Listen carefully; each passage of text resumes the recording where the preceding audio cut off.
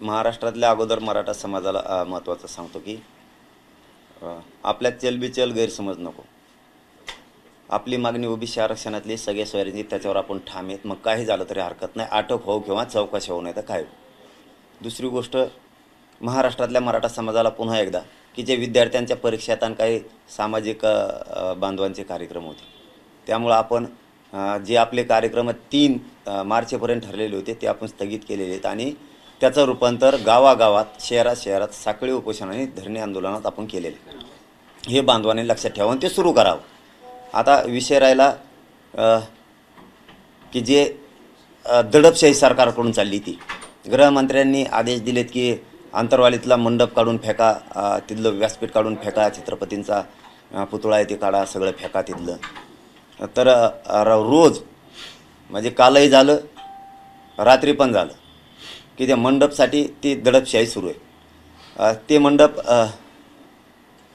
मराठ्यांच्या अस्मितेचा आहे, ते आंतरवालीचा मंडप नाही आहे। त्यामुळं गावकऱ्यांनी घाबरण्याची गरज नाही। ते मराठ्यांची अस्मिता आहे, त्याच मंडपनं मराठा एक केलेला आहे, त्याच मंडपनं मराठ्यांना ओबीसीतून आरक्षण मिळवून दिलेलं आहे।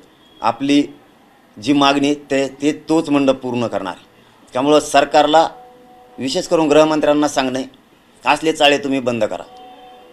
कुठं मंडप काढून फेकल काय, तिथं काय खुणं पडलेलं नाही आहेत, तिथं काय दहशतवाद्याची केंद्र नाही आहेत, तिथं संचारबंदी लावायला तिथं काय कापाकापी झालेली नाही, तिथं शांततेत आमरण उपोषण साखळी उपोषण सुरू आहे सध्या। आता तुम्ही गावावर चाललेली दडपशाही त्या गावकऱ्यांवरची बंद करा लवकर। आणि मराठा समाजाने काही चलबेचल व्हायचं नाही, शांत चित्तानं बघा किती दिवस यांची मजा करता येते। आणि आता तुम्हाला चौथा मुद्दा मराठा समाजाला सांगतोय की आपण आजपासून करोडो मराठ्यांनी ईमेल करायला सुरुवात करायची। राष्ट्रपती, पंतप्रधान, महाराष्ट्राचे राज्यपाल आणि मुख्यमंत्र्यांना आंतरवालीसह महाराष्ट्रातील मराठा समाजावर सुरू असलेली दडपशाही सरकारकडून थांबवा आणि सगळ्या सोयऱ्यांची अंमलबजावणी करा। हे सगळ्यांनी ईमेल करोडोच्या संख्येने करायला सुरुवात करायची आजपासूनच। फेसबुकवरती आपल्या त्यांचे जे ईमेलच्या माध्यमातून तुम्हाला जसं जाता येईल सरकारच्या वेबसाईटवर त्या पद्धतीने आपण सगळ्यांनी जावं, हे काम सुरू करा। कारण आपण शांततेत करायचं सगळं काय। आता 5वा मुद्दा सांगतोय की मी हटत नाही, त्यांचं म्हणणं आहे 10% आरक्षण घ्यावं, नसता याला गुतवायचं।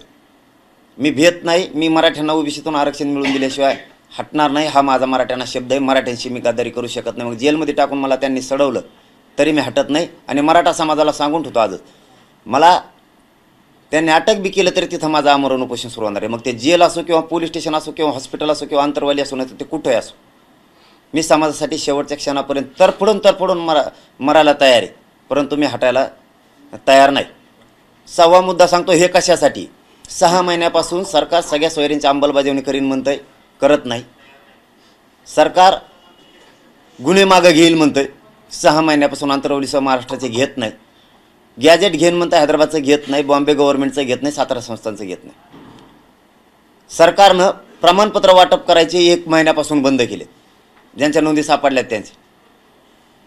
सरकार जाणून बुजून हायकोर्टाची तारीख आपल्याला 3 मार्च असताना अलीकडे घेतली गृहमंत्र्यानं, तिथं आपल्याशी दगाफटका केला।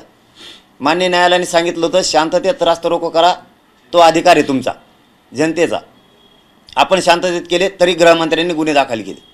हे जाणून बुजून आपल्यावर अन्याय आहे। आणि सगळ्यात महत्त्वाचा अन्याय म्हणजे त्यांचं म्हणणं याने 10% आरक्षण स्वीकारावं। ते 10% आरक्षण ज्या विद्यार्थ्यांना घ्यायचं त्यांनी घ्यावं, आमची जोर जबरदस्ती नाही। परंतु मराठ्यांची मागणी, राज्यातल्या मराठ्यांची मागणी ओबीसीतून आरक्षण, आणि ते घेतल्याशिवाय मी हटणार नाही। मायबाप मराठ्यांना माझं एवढंच सांगणं आहे, मी हटत नाही। चलबिचल करण्याची गरज नाही, कोणी फ्रेश राहा, सगळेजण शांत राहा, मजा बघा। किती दिवस सरकार मराठ्यावर दडपशाही करतंय, आपण वेळेवर ठरवूयात आंदोलन काय करायचं, पण शांततेत। आणि मराठा समाजाला आता शेवटचं सांगणं आहे, इतक्या मोठ्या प्रमाणात दडपशाही सुरू आहे की ती या इंग्रजांना सुद्धा कधी केली नसत। असं गृहमंत्र्यांचा इतका भयानक जातीयवाद सुरू आहे सध्या, जातीय द्वेष मराठ्यांविषयी।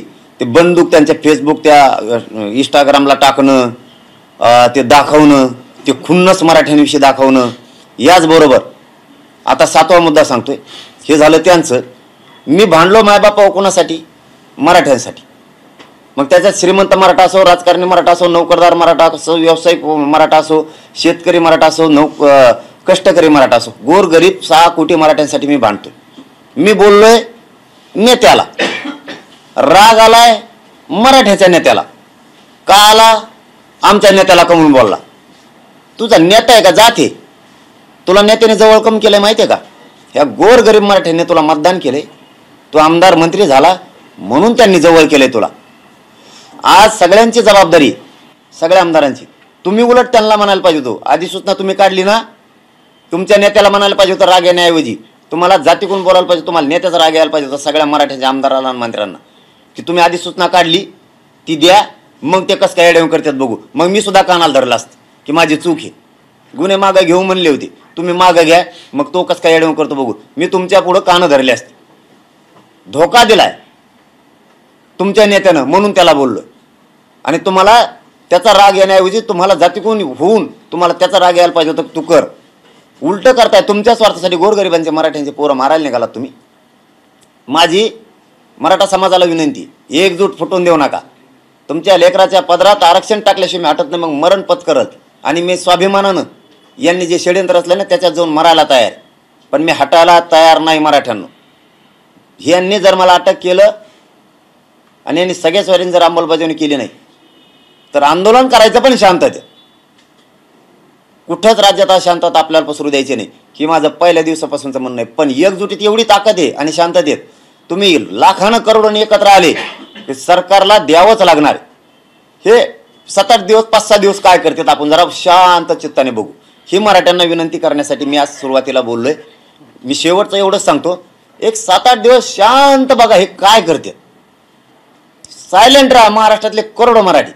फक्त आमर साखळी उपोषण आणि धरणे आंदोलन चालून दे आणि शांत बघा कोणचा आमदार, कोणचा मंत्री, गृहमंत्री काय करतोय, काय षडयंत्र करतोय, आंतरवालीवर काय दडपण आणायला लागलेत, कशामुळे आणायला लागलेत. शांत माइंड ठेवा. आपण आपल्या शेतात, आपण आपल्या व्यवसायात मराठ्यांना मिळून द्यायची वेळ आली की किती जण विरोधात चाललेत. तुम्ही शांत चित्ताने एकदा बघितलं, एक 5-7 दिवस 7-8 दिवस शांततेने घ्या जरा. एवढी माझी सगळ्यांना विनंती आहे. फक्त बघा आणि सगळ्यांनी ईमेल करायच्या मागा लागा. मराठ्यांवरची आंतरवालीसह महाराष्ट्रातल्या मराठ्यावर सरकारने चालवलेली दडपशाही थांबवा. आणि आता शेवटचं सांगतो, काल DYSP साहेबांचा आंबडचे ऐकून आम्ही त्यांचा शब्द मोडलेला नाही. त्यांना एक विनंती आहे आणि जालन्याच्या SP साहेबांसुद्धा विनंती शेवटची.